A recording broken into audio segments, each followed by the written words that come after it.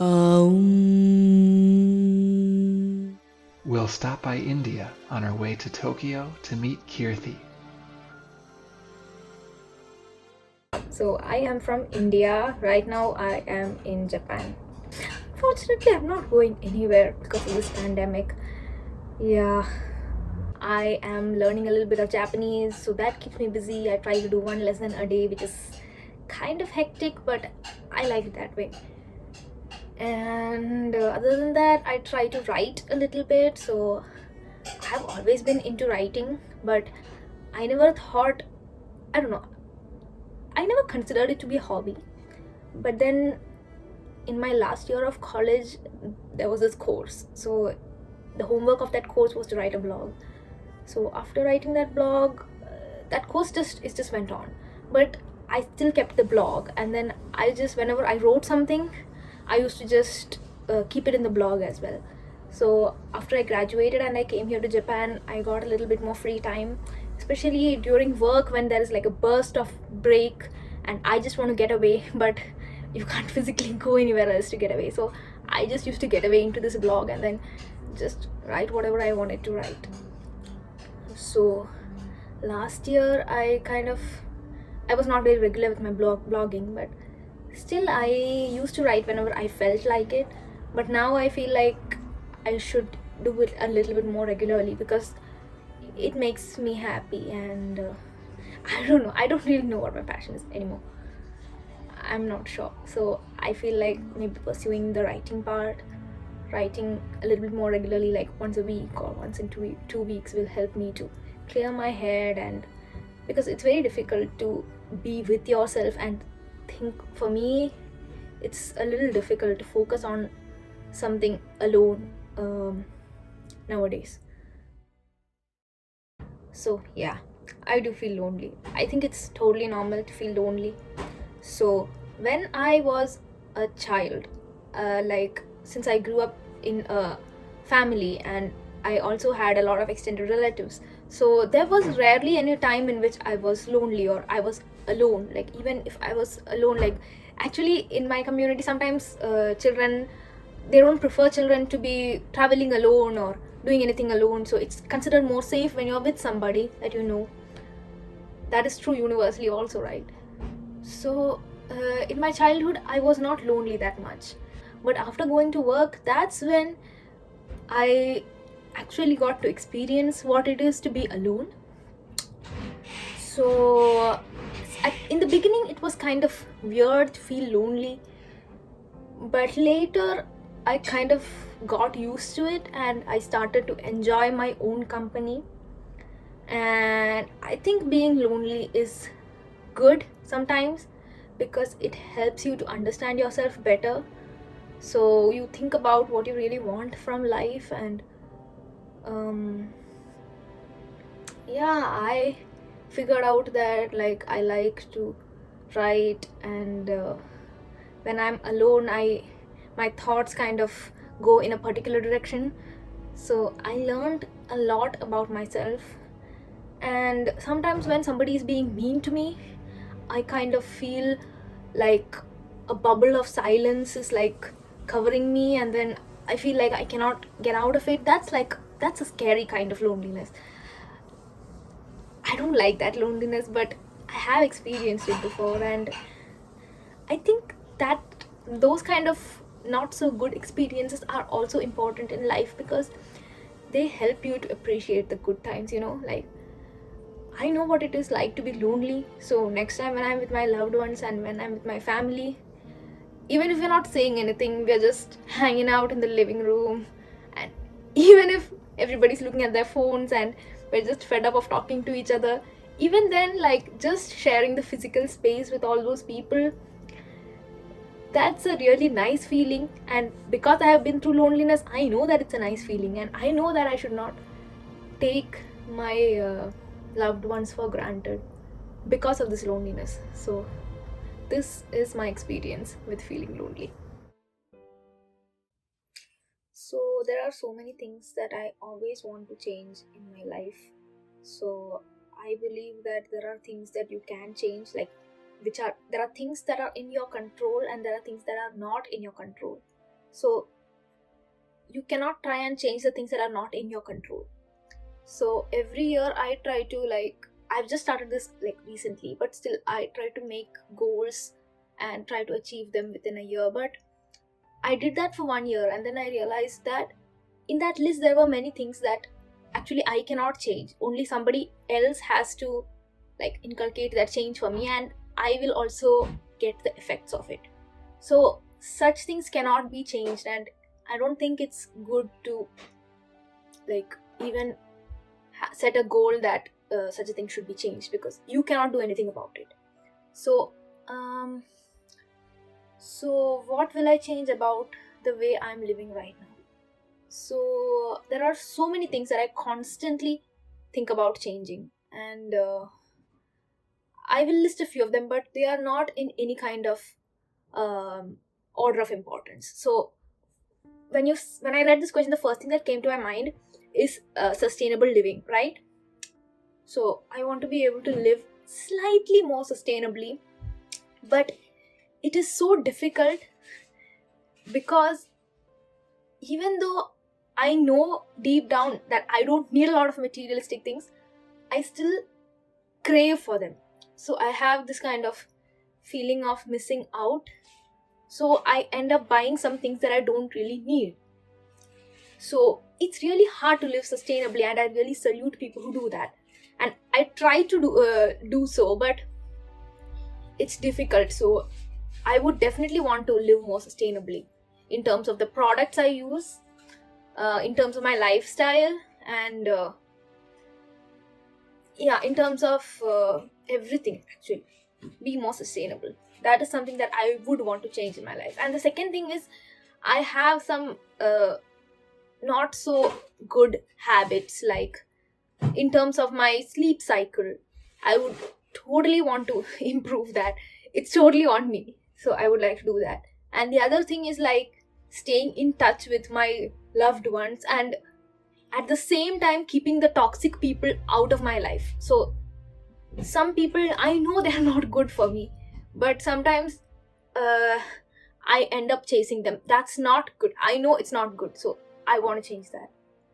And yeah, these are, so that I said three things. So I think these would be the three things that I would like to change if I knew that I was going to be no more soon. But I would like to change these anyway, because I think they will make me a better person. I'm going to read out a poem. This poem is called Beach. Waves lashing at my feet, wet sand between my toes, wind lapping in my hair, smell of sea salt in my nose. Casual sundress with a hat, slippers loosely in my hand, sandwich wrapped for lunch, got a midday planned. When at the shore I watch the grandeur of the sea, the immortality of the shore tells how insignificant are we. I am never ready to leave, never done picking seashells, writing wishes on the shore, to hear what the sea tells. Promising myself to return, memories already weaved, stuck indoors on a snowy day, my mind has been deceived. So I wrote this poem on a very snowy day. Uh, I really like the tropical weather, and I am not very much used to the snow and the cold. So sometimes I just feel like escaping to a place which is really sunny and where I might even get a sunburn. But since I am here in Japan, it's not really an option. I have loved writing poems since forever, and I really like the poems which have a rhyme scheme to them. And if you have read any poems by Ruskin Bond, you know that he writes poems which have a surprising twist or something unexpected towards the end. So I kind of am inspired by that style of the poems in which there are some kind of unexpected twist at towards the end of the poem. So in this poem also, like, I describe about the sea, but then at the end, you know, it's all just the imagination, and such a beach day never really happened. So I have been to the beach a lot, but I've never spent a whole day at the beach. Usually, where I'm from, we just go for an hour or two, usually either in the morning or in the very evening, to watch either the sunrise or the sunset. So that's it. That was me reading a poem which is incidentally written by me. Okay. So, this is a crazy story, and do not try this at home.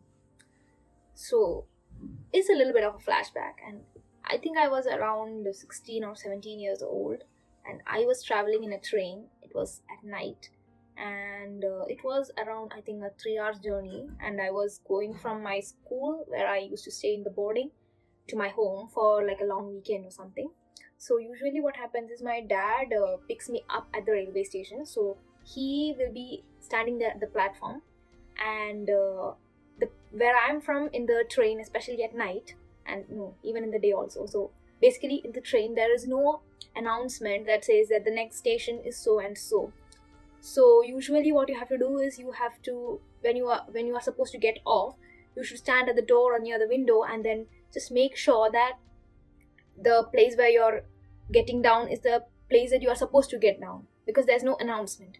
So usually there are these there are big boards which has the place name written in different languages at the beginning and the end of the platform, and even in between there are like small boards which have the name of the place. But the problem is that at night none of these things are lit up, and usually I my dad buys me the AC tickets, so the coach is kind of towards the end of the train, so there won't be any lights, and it will be pitch dark at that time of the night. So it's very difficult to figure out which station it is at night.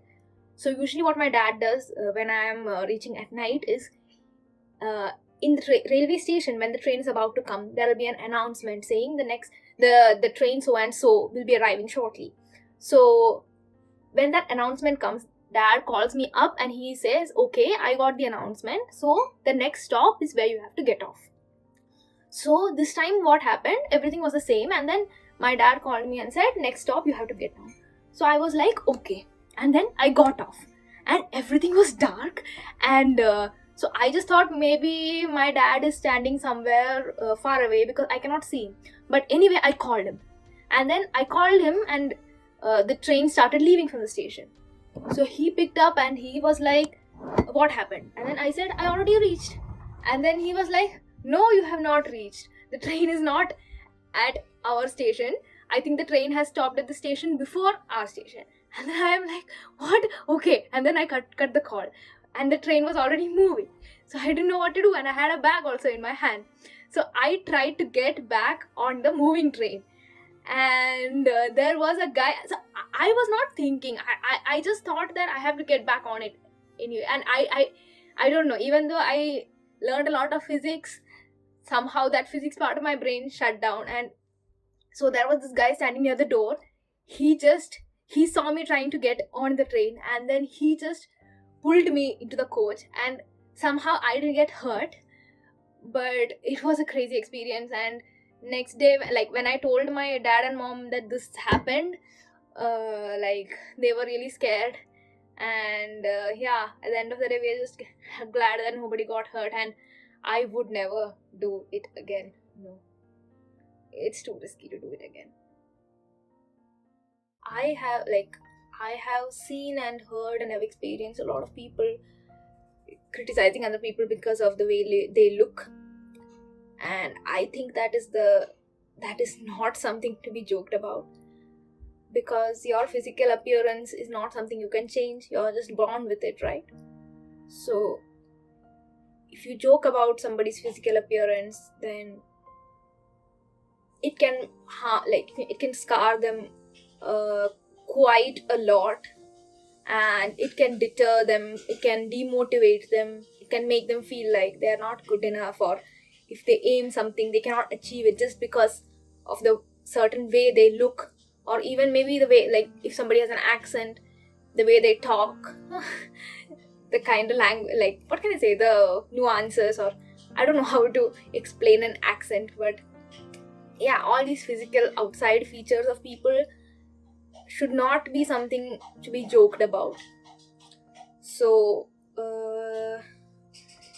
yeah, I think it's very serious.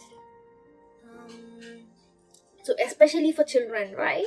So when you tell somebody that you're too dark, so you will never make it to a leader position, you won't make class monitor because your sound is so sweet. Okay, this is very hypothetical, but suppose a child, like a kid, has a very sweet voice or something, and then you're just being like, you will never make class monitor because your sound is so sweet, so nobody's going to listen to you. So it may be like a joke for them, but maybe that kid has dreams of becoming a leader someday or being a manager someday, and he or she has the potential to do so. But just because you criticize that person uh, about his or her voice, you're just that person will get demotivated, and you should never be the reason for somebody to not follow their dreams, I feel like. So maybe for you it's a joke, but for them maybe your opinion matters a lot. Thank you, Keerthi, for having the courage to share your story with us. If you enjoyed meeting Keerthi, like the video and subscribe to meet more people from around the world. If you'd like to share your story with Citizens of Soul, apply at citizensofsoul.com.